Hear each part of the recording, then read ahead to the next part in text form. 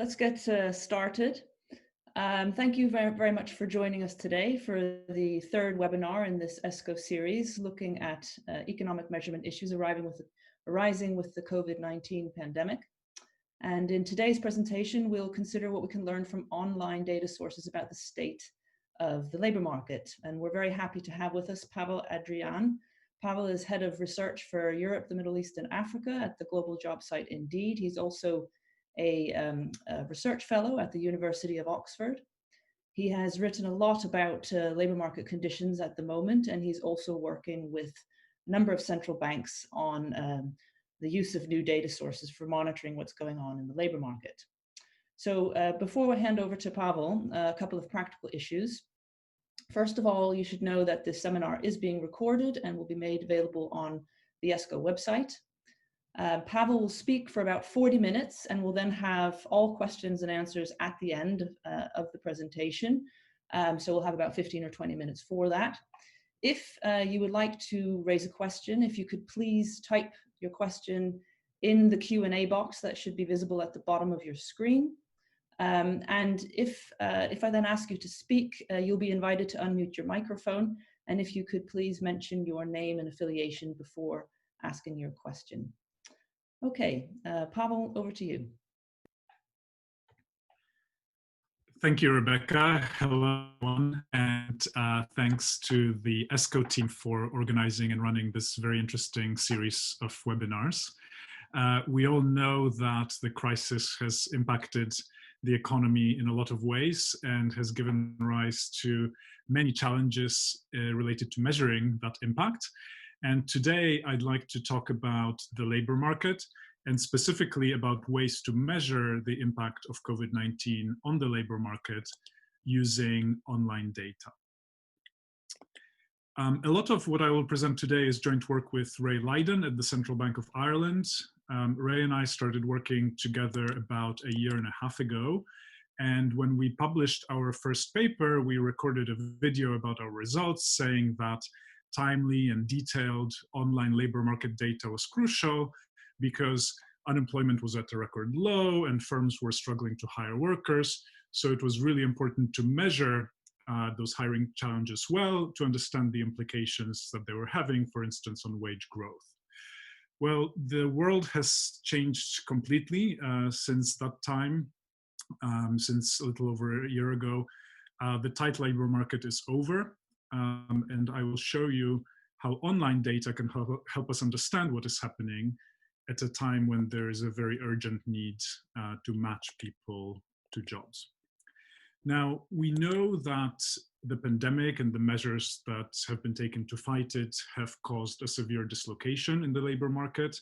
But of course, the impact of that on standard measures of labor market health, like employment or wage growth, takes time to assess, because a lot of the standard surveys have a lag of several months. And the appetite for real-time data during this crisis has really highlighted the importance of using a broad range of data sources, including in the UK case, things like regular data from the government on some of the support schemes they have implemented in this crisis. We have also seen a lot of new fast surveys of individuals and businesses produced both by the ONS, but also by other research organizations and academics. And we have seen a greater use of private sector data, which can also give us timely indicators of economic activity. Many of these data sources were already being used before COVID-19, as I mentioned in the case of online labor market data. But the pandemic has really brought them into the spotlight, because even though none of them can actually replace standard statistical surveys, they can really help us get a good sense of what is happening in the labor market. One reason why timely labor market data is important is that some of the online indicators, like vacancies, which are available very quickly, are highly correlated with other economic indicators, like, for instance, employment. And so they may help us identify the direction of change in some of those other indicators. The chart you're seeing right now plots vacancies in the UK against the employment rate in orange from 2002 up to the latest available official figures, which are March 2020 for employment and April 2020 for vacancies.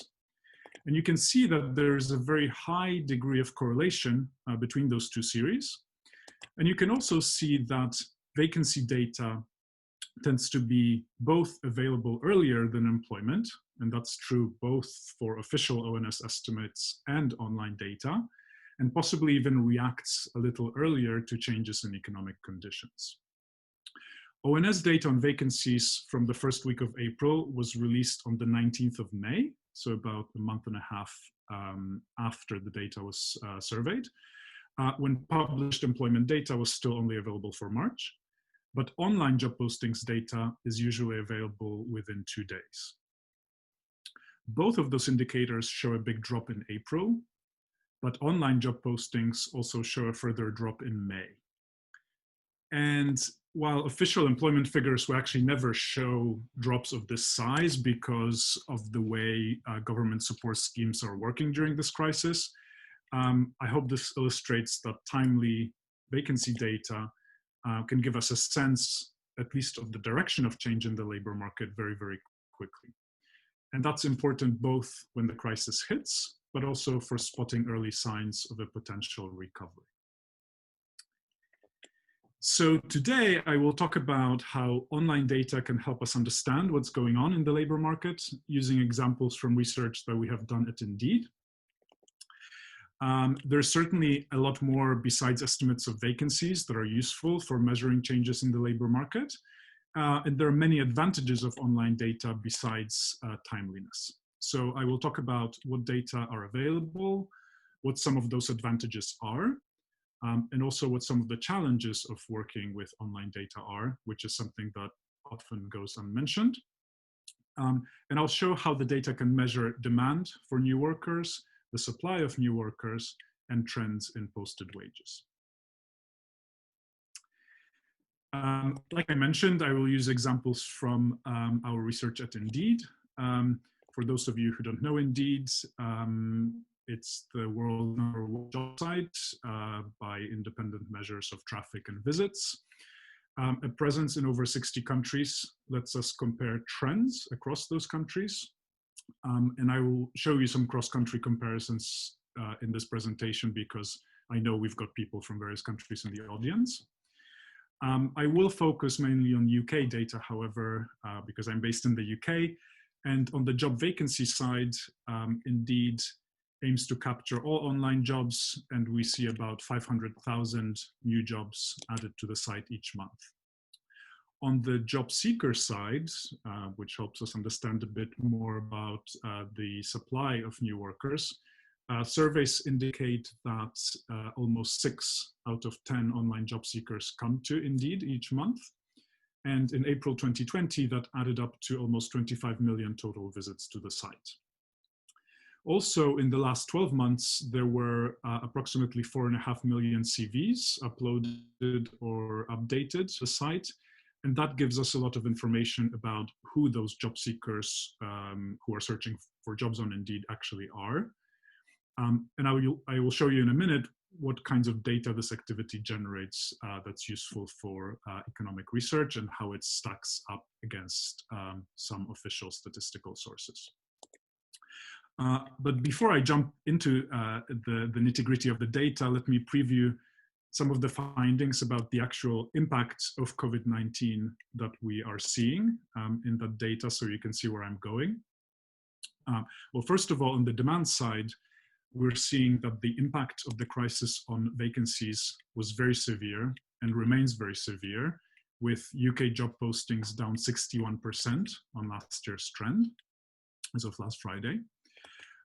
That impact does vary quite a lot by occupation.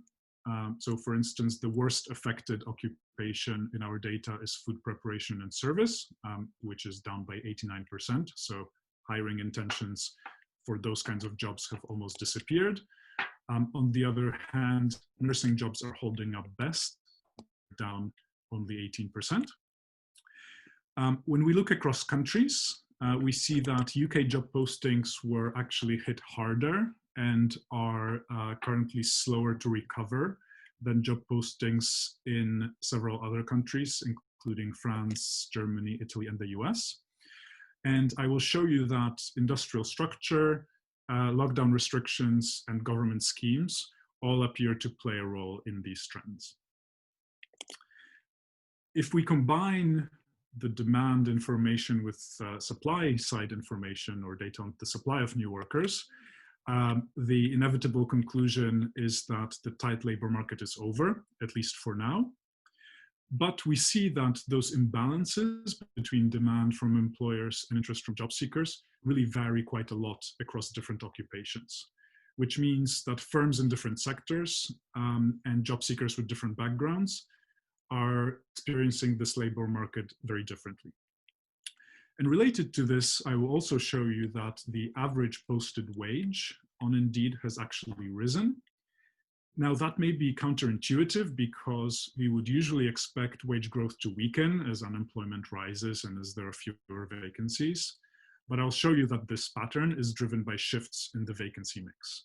Many low-paid sectors were shut down, meaning that there are relatively fewer opportunities available for people who would normally take those jobs. And that also has implications for policies that try to match people to jobs in a crisis like this one. Just a quick note on references. I'm going to draw on work that my colleagues and I have been carrying out at the Indeed Hiring Lab. That's Indeed's research arm. We are a team of economists, and we have been publishing research on online labor market data for several years. And I will also draw on joint work with Ray on measuring labor market tightness using clicks and online job postings. And our more recent work on trying to understand the cross-country differences in the impact of COVID-19 on job postings. So with that introduction and summary out of the way, next I'll talk about what data are available, where they come from, and what they actually measure, and how we can be confident that they represent real trends in the labor market.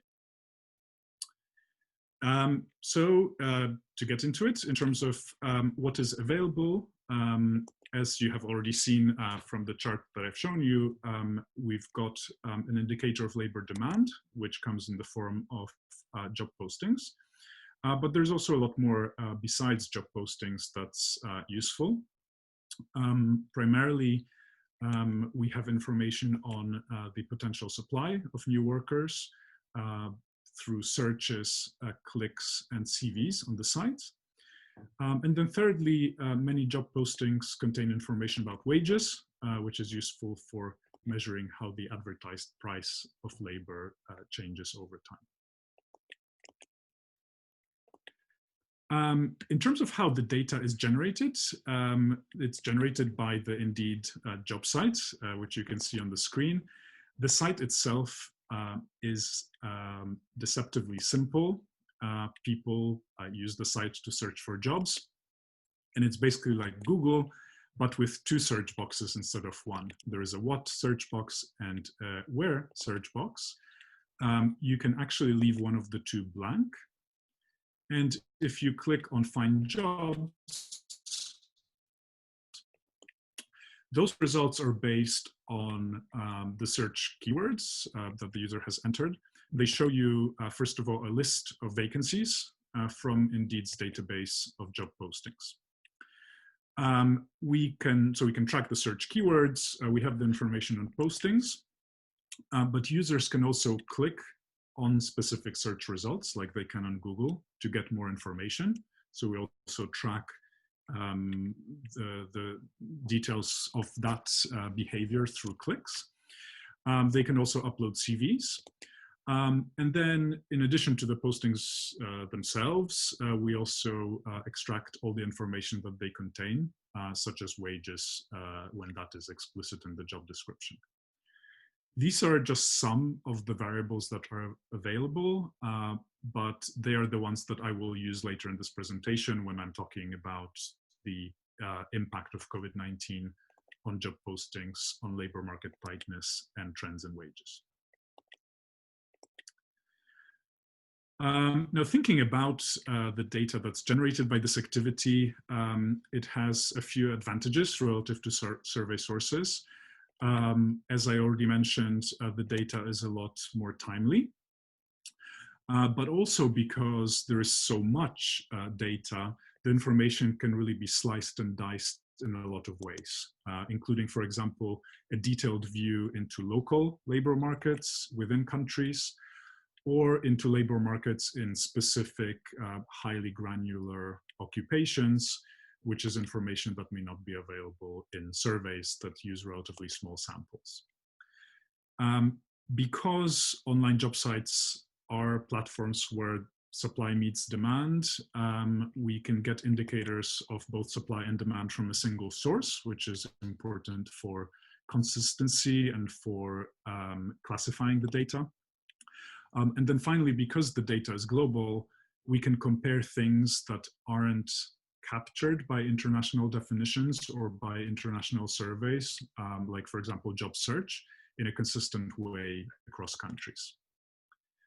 But there are certainly also some disadvantages or challenges involved in working with online data. The first one is the fact that historical data is quite limited. So specifically, the question that we often get is whether we can go back to the financial crisis and see how job search or job postings behaved during that period. And that data is extremely limited, and we basically cannot go back that far in the data to test any hypotheses. The second challenge is that online labor market sources typically are generated by private sector businesses, and they're usually based on proprietary taxonomies. So for instance, at Indeed, we have our own classification of occupations, and we do map to US SOC categories, but we don't yet map to UK SOC, for instance. We also don't map to official SIC codes. And that's a challenge if you want to match the information on what's happening in this online data with other survey data sources. The other challenge is that the data, even though there's a lot of it, it may not actually be representative of the population or of the whole labor market, and that may lead to certain biases in the conclusions. And finally, there's limited demographic information. So for instance, using the data on CVs, we can certainly glean something about some of the job seekers that use Indeed, at least those who have an uploaded CV and who search while they're logged in. So we may know something about their education, we may know something about their job experience, but there are lots of other demographic variables that simply aren't available, like age, like gender, like other kinds of data that we typically analyze when we're analyzing labor force survey or other survey sources. So let me give you just a few examples of how some of this works in practice. So first, just on timeliness, this is a chart that shows exactly how timely vacancy data in the UK is by comparing online sources with the ONS survey. The ONS data here is the monthly non-seasonally adjusted series, plotted as the orange line. And I have compared it against two metrics. The first one is the new time series that has just been published based on job postings from Atzuna, which is a series in green. And finally, weekly job postings on Indeed in blue. And you can see that from where we are right now, which is almost in mid-June, there is basically a 2-month lag in the official data compared to the online data. But I think a really positive story from this chart is that actually all these data sources track each other quite well, with online data perhaps being slightly more volatile than the survey estimates. But encouragingly, all of them show similar kinds of patterns through the beginning of the COVID-19 crisis. And this really matters. I think this timeliness is important really for predicting what might happen to the labor market. at Indeed, we don't actually produce forecasts, but you can imagine someone using online data on vacancies to actually try to predict what might happen to things like employment or GDP. The next slide here is an example of both the granularity of the online data, which is one of the advantages, and the lack of consistent taxonomies, which is a challenge. What I've shown here are the top 20 job titles in current or in job postings on Indeed in the first quarter of 2020 against the top 10 new hire occupations from the labor force survey. First of all, the top 20 job titles represent 22% of all job postings, whereas the top 10 occupations represent 26% of all new hires, which shows that occupational categories do tend to be broader than the Indeed job postings. But the encouraging thing that you can see when you compare the two sides of this table is that actually a lot of the occupations are very similar. So on the Indeed side, like in the labor force survey, we see a lot of job postings for sales and retail related jobs, kitchen and catering type jobs, social care jobs like support worker or care assistant, and all the other occupations that you tend to see in the new hires data. Now, these are two different concepts, and so even if there was a consistent taxonomy, you wouldn't necessarily see the breakdown of job postings reflect new hires exactly, because in certain occupations it's a lot more difficult to hire people, and so the ratio of postings to hires might be different. But the overall pattern is relatively the same, while highlighting that granularity of the job titles on Indeed. And in fact, the fact that we have these very detailed job titles and not necessarily statistical occupations is a challenge in some ways. It does hinder some kinds of analysis. But job titles actually do really matter for real outcomes. They matter for matching job seekers to vacancies. So for instance, on the search side, we see that job search terms are often a lot more detailed than occupational categories would suggest. People don't just search for secondary school teacher, but they actually search for jobs like maths teacher, PE teacher, or Spanish teacher, depending on their qualifications and interests. And there's a really interesting series of papers by Marinescu and Volthoff who talk about the power of words in the matching process, and they're referring specifically to job title words. And they show that job titles explain a lot more of the variation in posted wages than even the most detailed occupational categories. And that words in the job title also explain a lot of the heterogeneity and the characteristics of applicants to those jobs. There are also policy applications for job titles, and here I've included a fragment from last year's report by the UK Migration Advisory Committee. They suggested that not all secondary school teachers are placed on the shortage occupation list, but only teachers in specific subjects like STEM subjects and Mandarin.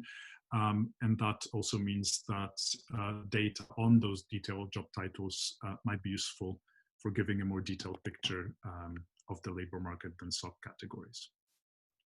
And so for these reasons, I will use job titles later on when looking at the impact of COVID on the mix of vacancies and the mix of job seekers and so on.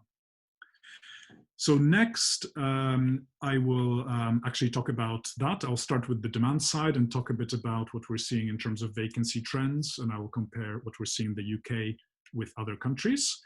I'll spend a bit of time combining the demand data with the supply side and talking about how we could measure labor market tightness. And finally, I'll touch on wages. So at this point, we're almost 3 months into the lockdown. We know that vacancies have declined, and we know that from a lot of different sources, including those ONS survey estimates from the first week of April that I showed you earlier. But online vacancy data remains useful for at least 3 reasons. One is we can see what has happened since early April, between early April and now. Number 2, just as online vacancies were an early indicator of the decline, they will also probably be an early indicator of the recovery. And number 3, we can dissect the data in lots of ways that we cannot do with the official vacancy estimates. This chart just illustrates the drop that we have seen specifically in the UK by plotting Indeed job postings in 2020 with the trends in 2019 and 2018. Each year is indexed to 100 as of the 1st of February. And we plot the 3 years together to take into account any potential seasonality. And if we compare the orange line, which is kind of a 2019 trend or the 2020 counterfactual, to the actual development of vacancies in 2020, we see a drop of 61%, which is completely unprecedented. Now, as I mentioned in the summary at the beginning, the trends do vary a lot depending on occupation. So at the bottom of the chart, you see food preparation and service, which I already mentioned, down 89%. But lots of other types of occupations like hospitality and travel, beauty and wellness, sports and construction have also been very heavily impacted in terms of hiring intentions. But more on the slightly positive side, there are also occupations that have held up relatively well given the scale of the crisis. Nursing, which I've already mentioned, is one of them, but other social care, community service, and medical types of roles have also seen declines that are much smaller than the overall economy average. It's really interesting to look at the patterns across countries because they actually differ quite a lot. This chart shows the UK against 4 other countries, France, Germany, Italy, and the US. And you can see a few things from this chart. One is that the way down was fast and hard everywhere. That was a consistent pattern. But some countries saw much smaller declines in job postings than others. So for example, Germany, which is the orange line, stands out as the shallowest decline. Still huge, still about 20%, but a lot shallower than the other countries, whereas the UK, which is the green line, stands out as the country that saw one of the biggest falls. And that's one of the biggest falls, not just for this group of countries, but actually among other developed economies that we have looked at. Now, why is that? There are a lot of potential reasons for these differences, including differences in the type of government policies that have been enacted and restrictions, also in how people respond behaviorally to those restrictions, and in industrial composition across these different economies. So what we have actually done, just to get some insight into this, is to plot that change in job postings for various countries against various other measures of what's been happening to those economies. On the left-hand side here, you see the change in postings plotted against the stringency of the lockdown, which comes from the Blavatnik index.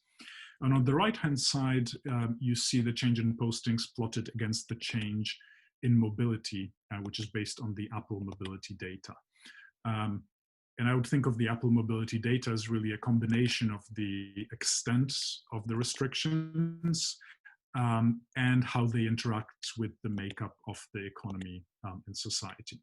And you can see that that there is some trend in both of these measures, though neither of them really does a great job on its own of explaining the fall off in postings. But industrial composition actually does. And what we've done here is to construct an index of work from home potential for each country based on the work of Dingle and Nyman. There are some occupations with very low potential to work for people to work from home. They're very roughly those in the ESCoE codes of 52 to 96. And we found that countries with a higher proportion of employment in occupations with low work from home potential, so bigger declines in postings than countries that had more employment in occupations with high work from home potential. Now, this is just, again, plotting job postings, which are hiring intentions, against one factor. And that's not to say that this is the only driver, but certainly an interesting pattern to explore these cross-country differences further. So going back to this chart with trends in job postings for the 5 countries, I talked about the way down being fast everywhere, but another pattern that we are seeing when we look at this data is that recovery is also very slow. And it does appear to be slower in some countries than in others. And that's also an interesting pattern to explore given where we are right now, with certain economies starting to reopen and a lot of people trying to forecast how those economies might develop over the rest of the year. Notably, what we're seeing in this chart, if we look at the purple line, is that the US has been seeing a fairly healthy pickup in job postings over the last few weeks relative to the other countries. Now, again, there are lots of possible reasons for these different recovery trends across countries. Certainly the approaches to how various governments are easing lockdown restrictions will matter. So for instance, which sectors reopen when, and how the ongoing rules might affect business behavior, demand, and consumer behavior. But one thing that's really interesting is that we actually aren't seeing job postings rise nearly as fast as the Apple Mobility Index. So it seems that the rules are changing, so people are physically moving around more. There's generally more activity, but hiring intentions aren't really rising very much. So other factors are probably at play. The first one likely being the overall uncertainty, both about the health situation, but also about the economic outlook. Many employers might be worried about creating new matches with workers at a time when the future is uncertain. And it's also very likely that all the government schemes that are in place are having different impacts on employer behavior in different countries. So essentially, schemes that subsidize labor hoarding in the crisis may mean that employers that reopen their business can recall former staff without the need to post a new job. Whereas in some other markets, like notably the US, perhaps we're seeing the pickup in job postings because some employers have to go and rehire people from unemployment. There is some evidence in the UK case that's consistent with all this. First of all, we do see increases in job seeker interest in sectors and companies that are reopening. For example, one of the fastest rising search keywords over the last 2 weeks was Primark, as they announced that they were reopening their stores. And we also saw increases in searches for car sales jobs, barista jobs, garden center jobs, as those types of businesses have been reopening in the recent past.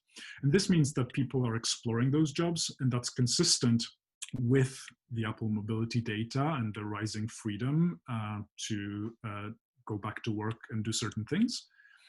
But we are actually seeing very limited increases in job postings, even in those sectors that are reopening. So let me just give you a very quick glimpse at that. This slide compares the Apple mobility trends with the trends in job postings over the recovery period as well for the 5 countries I showed you earlier in the chart. And you can see that so in each of the pictures, the thicker line that rises rapidly on the right-hand side is the Apple mobility data. And the thin line that doesn't rise as much are job postings.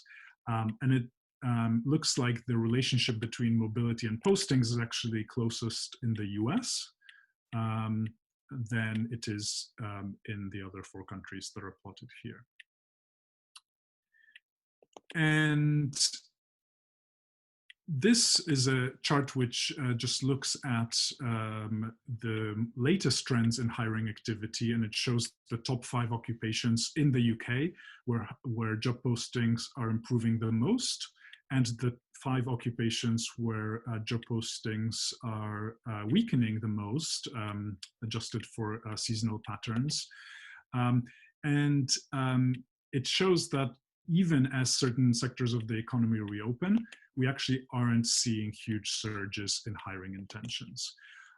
There is some pickup in real estate jobs, but it isn't massive. And retail is actually absent from this table because even as more and more retail outlets reopen, especially non-essential retail, there's actually no real pickup in job postings. So again, potentially something that's driven by the fairly dire situation of the retail sector, but also it could be a combination of expected impacts of the crisis on demand and the ability to recall people from furlough if needed. So I've been talking a lot about demand, and I actually don't want to finish talking about demand for new workers on such a grim note, because even though all of the indicators of job postings do show a severe negative impact of the crisis, it's important to say that there still is a labor market. Hiring has certainly been severely reduced, but it's not at a standstill, and there are still jobs available. So for example, we did see supermarkets and logistics companies hire tens of thousands of people since the onset of the crisis. And forwarding to today, this chart shows the job titles with the most postings right now as of last Friday. And it's a really varied list. Certainly health and care related jobs are near the top.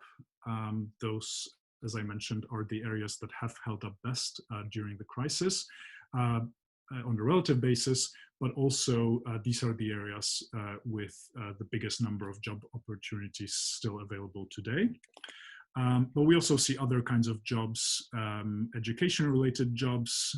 So that means there's still intentions to hire in that sector. And now tends to be the period when hiring for teacher roles does tend to happen. But we're also seeing roles really across the whole skill and pay spectrum, including roles like pharmacist, software engineer, truck driver. So quite a lot of variety.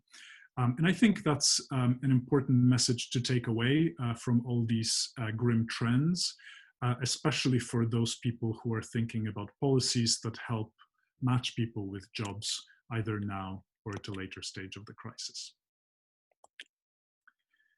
So I will move fairly quickly right now to leave time for Q&A, but from a macroeconomic perspective, one obvious application of timely data on vacancies is to combine it with some timely proxy for unemployment, like for instance, the claimant count, to estimate the aggregate change in labor market tightness, or the number of unemployed people per vacancy. And what I've done in this chart is to plot that measure using 2 different metrics. One is the official ONS series of unemployed people per vacancy since 2002. And the other one is a series of claimant count per vacancy. And claimant count is important because it's available more quickly than unemployment. but it doesn't represent the same thing as unemployment because it's based on benefit claims and not the standard definition of an unemployed person.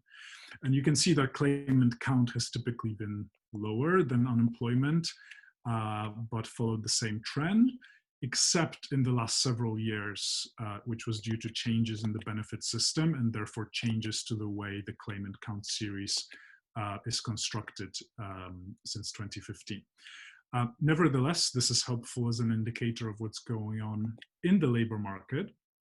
And we can combine the April claimant count with the ONS estimate of vacancies from the beginning of April to see the scale of the loosening of the labor market in the early stage of the crisis. And that's the first gray diamond that you see on the right-hand side of the chart. And we can also use even more timely data on vacancies from online sources to get a sense of what has happened since then.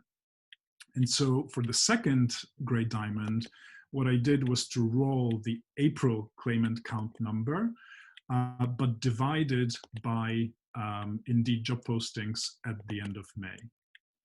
And since vacancies continued to fall throughout April and May, this suggests that the labor market has probably continued to loosen, even without taking into account any changes in the number of claimants between April and May, which could certainly be estimated using other sources like the more timely data on universal credit claims. So this is certainly not a forecast, but more of a simulation of how timely data could be used to estimate overall labor market tightness. But the advantage of online data is that we can also drill into this in a lot more detail than just the aggregate series. In a paper that we published a year ago, we used online data to measure labor market tightness by using the number of clicks per job posting. And we found that this measure was informative for wages over and above traditional measures such as unemployment. So we can apply that to the current crisis by seeing how tightness changes at the level of individual job titles. And that has implications for the demand side of the market, as well as for people who are looking for a job in this environment. And when we do that, we find that there have been some jobs that have attracted relatively more interest during this crisis than others. And based on this ratio of clicks per posting, we see that the largest increases in candidate interest, so the places where there's been the biggest interest in sort of the potential supply of new workers relative to demand, have been jobs in the supply chain. So jobs both related to driving, logistics, warehouses, as well as jobs related to sales and retail, generally food retail, as well as some other maintenance type related roles. On the other hand, we've seen big decreases in a number of areas, including real estate, including non-food retail, including hospitality and education. And really what this shows is that against that backdrop of a market with fewer vacancies and more people who are out of a job, there are actually big differences in how different sectors, different firms, and different job seekers are going to be experiencing this market. And we hope to publish a bit more detail on this soon. So just to finish in the next few minutes, I want to touch a bit on wages. Certainly one of the things that, one of the trends that we might expect in a market that is less tight than before is that wages may fall. But these are still very early days. The labor market is in very much of a transition period, with government schemes impacting how firms hire and how people search for jobs. So it's probably a bit too early to look at the long-term impact of changes in labor market tightness on wages. But the data does let us observe some trends in posted wages in online vacancies. And one of the trends that we observe in the data is that the average posted wage has actually risen in the last few months. This plots the mean hourly wage in job postings on Indeed over the last year, using those job postings that state an hourly wage. And you can see an increase from about £12 an hour to just over £13 an hour during this crisis. And this, by the way, could be driven partly by the rise in the minimum wage, but we're actually seeing this also for higher paid occupations, for certain higher paid occupations, and we're seeing that more broadly across the distribution. But actually, what's happening is that wages aren't rising very much in within specific occupations. Instead, the rise in the average posted wage is due to changes in the mix of jobs that we're seeing during this crisis. Essentially, if we adjust the wage trends using constant shares from a year ago, we see that wages have been quite flat and potentially started to decline. And essentially what happened is that many of the sectors that have been shut down, where hiring has almost completely disappeared, are precisely the low paid jobs. So that change in the mix means that people who would normally be taking those jobs are likely to have fewer opportunities available in this market. So this was just a glimpse into wages, but I'll conclude and take any questions. If anybody is interested in having further discussions about these trends or about the data, please feel free to reach out.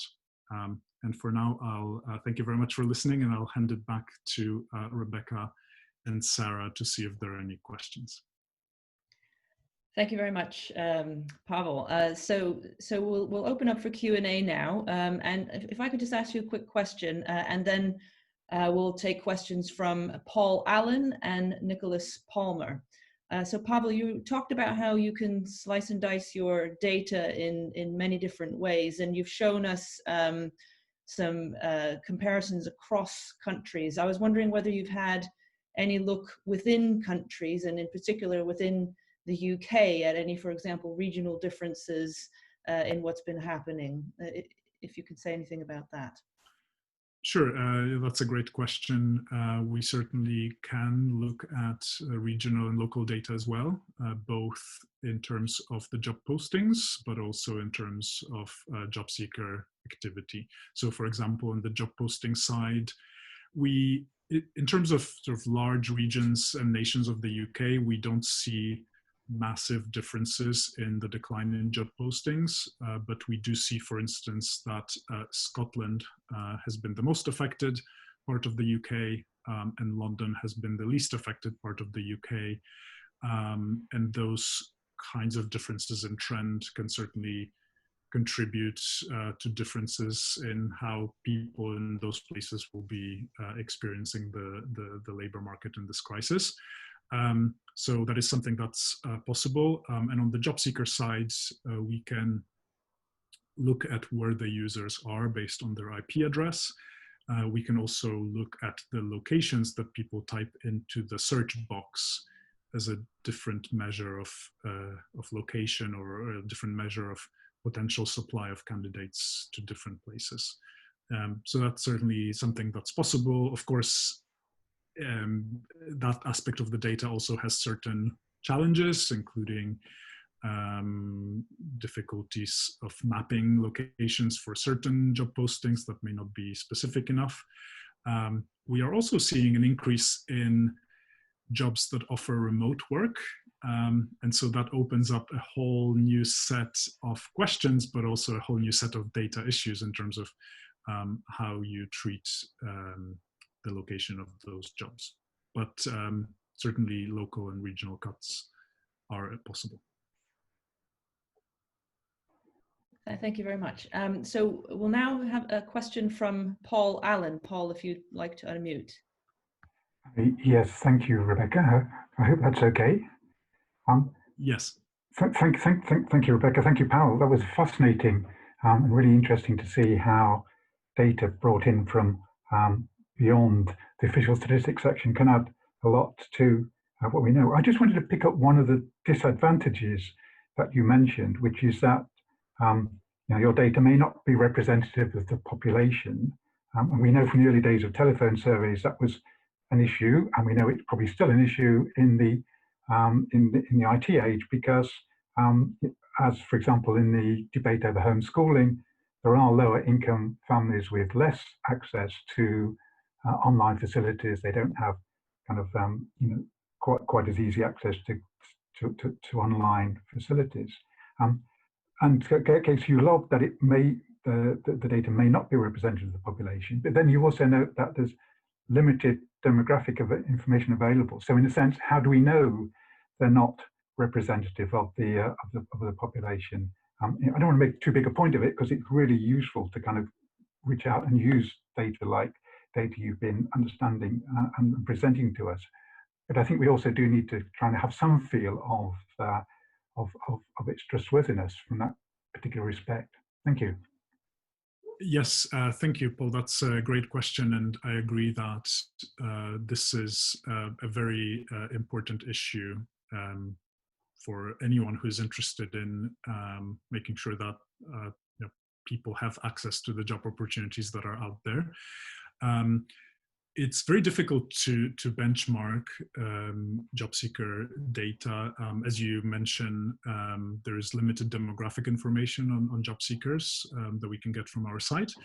And it's also challenging to understand what to benchmark against, because you can certainly benchmark against, say, data on who actually gets hired. You can benchmark against data on employment. You can benchmark against data on unemployed people.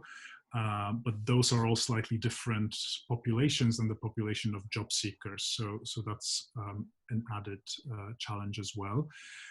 Some of the things that we do know from our site is that younger people appear to be overrepresented relative to older people. And again, it's hard to measure that directly because there is no independent measure of job seekers. But again, kind of comparing, say, to new hires, that seems to be the case. And I think the best information, the best source of information on those potential biases or gaps in representativeness would be from surveys of job seekers. So I would certainly be interested in any information that anyone has on the job seeker population, or any surveys that anyone is interested in running about that population, just to get some variables that may help us understand where there are gaps. And I think that my expectation would be that there are some gaps, particularly perhaps at the lowest end of the education and income spectrum, and that suggests, if that's the case, that would suggest there is a big role here that organizations like job centers can play in giving people access to that online job market. Great, thank you. Thank you very much, Paul and Pawel. And so I think we'll now go to a couple of questions from Nicholas Palmer. Nicholas, if you are able to access your microphone.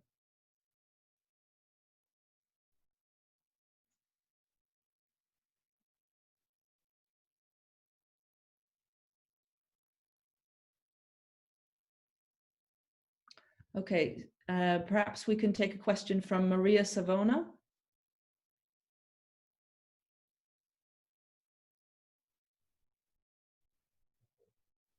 Hello. Hi, thanks for the great presentation. My question was just like to seek a comment from the presenter about them. You know, he rightly put the emphasis on the composition of jobs, and I was wondering what's his view on the fact that doesn't seem any manufacturing job left in the top recovery, the top 5 recovery ones that that you mentioned. So I was wondering whether this can be one of the issues that has, you know, that can explain the fact that the UK has been hit the hardest from the COVID.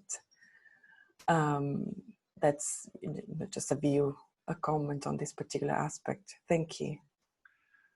Thanks, Maria. Yes, when we're looking at the cross-country correlation, we did include some of the low-paid manufacturing occupations, not as having low work from home, based on how occupations were classified by Dingle and Nyman. So it does potentially mean that exposure to manufacturing has played some role in the decline in job postings during the shutdown. Certainly I think a lot of the trends in the recovery will depend on, restrictions on trade, demand for manufactured goods. So I don't have a specific forecast for that sector at this point. Thank you. Just to go back, Rebecca, I do see the questions from Nicholas Palmer on the Q&A list. So shall I just try to answer those based on the written questions? So the first question was how much the slowdown in recruitment was driven by businesses not having enough staff to carry out the recruitment processes rather than for economic reasons. And the second question was whether we can use the online data to determine which jobs are brand new jobs and which ones are for replacement of previous staff.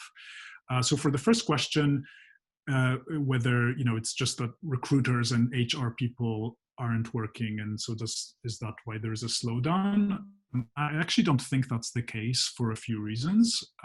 One is that if we look at the businesses like supermarkets or courier companies or online retailers that have hired people since the start of the crisis, they have actually been able to hire tens of thousands of new workers very, very quickly, which means that they were able to get their recruitment staff working during that period, or they were working with staffing agencies that were working during that period. And so, technically it is possible. A lot of the recruitment processes have actually changed. So companies like supermarkets that needed to hire people en masse often simplified their processes, for instance, by not asking for a CV or simplifying the paperwork. Other types of businesses have shifted to online interviews. And we are actually still seeing a lot of Indeed's customers being very active and working from home because most of them can. So I don't think that has been, the lack of recruitment staff has been a major reason. In terms of whether jobs are brand new jobs or replace previous staff, that's really hard to judge from the online posting data. Thank you. I think we have time for a couple more questions. I'd like to take a question from Martin Wheel and then from David Rosenfeld. So Martin Wheel, if you can unmute. Martin Wheel, King's College London. I wanted to follow up Paul's question and your answer. Do you know enough about the population of job seekers on your survey to compare them with those who describe themselves as actively looking for work in the labour force survey? Because that would be a means of identifying, how far your sample is representative, and possibly allow you to reweight it to make it more representative. Yeah, great question. So we know a few things in our data. We infer age from people's educational background. We have the location from their CV or from their IP address. And if they have a CV with a career history, we may know something about their education or experience. So those are some of the variables we can use. And actually, I haven't, I've done this only for location. Actually, I haven't done this for the other variables. So I think it's a very, very interesting suggestion. One of the challenges is that some of this data is only available for people who have uploaded a CV to the site, which is only a subset of the population of job seekers on the site. And we don't know exactly then whether that is, the people who upload a CV are a random sample of those who search for jobs on Indeed. So that's a challenge. But I'm hoping to do a bit more work on that comparison, and that's a good suggestion. Thank you. Thank you very much. So I'll try and fit in 2 more questions, although we're coming to a close here. So if people could be quick. David Rosenfeld, are you able to unmute? Yep. Can you hear me? Yes. Yes. Great. So my question, so I'm an economist and data scientist at the Department for Business Innovation and Industrial Strategy, Energy Industrial Strategy. And my question was sort of regarding the international comparison. You saw the UK was worse hit, and it was sort of quite highly correlated with the extent to which the job postings were relating to working from home.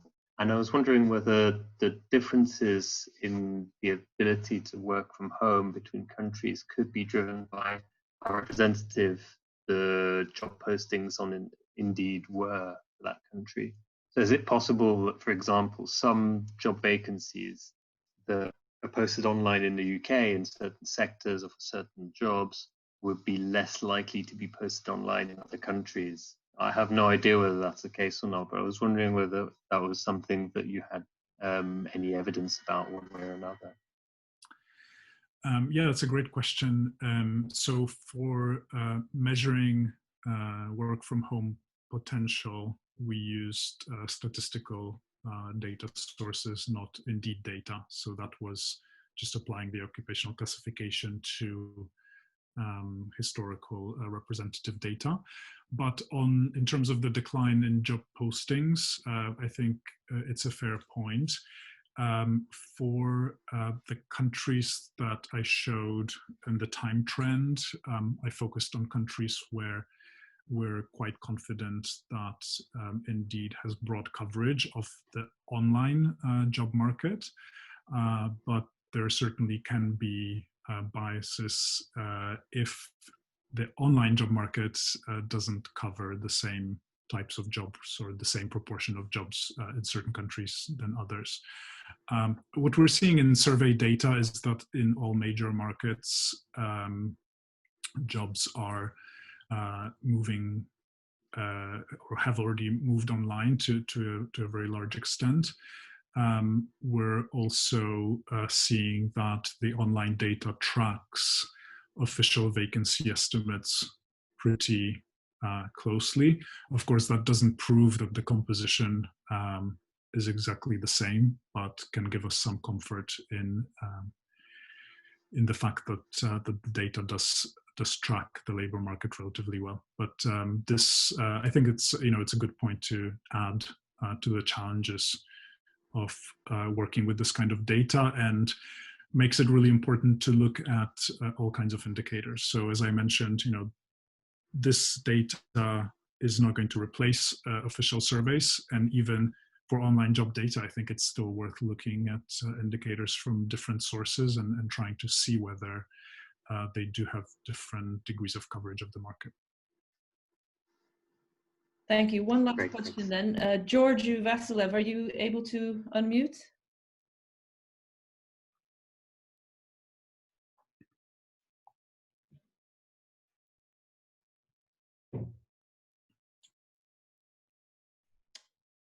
George Vasilev from ONS.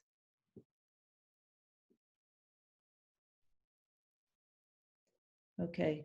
Maybe I could just ask you to comment on, can you see that, Pawel? George is asking about what you've looked at in relation to the CV data that you have and what might be done with that information.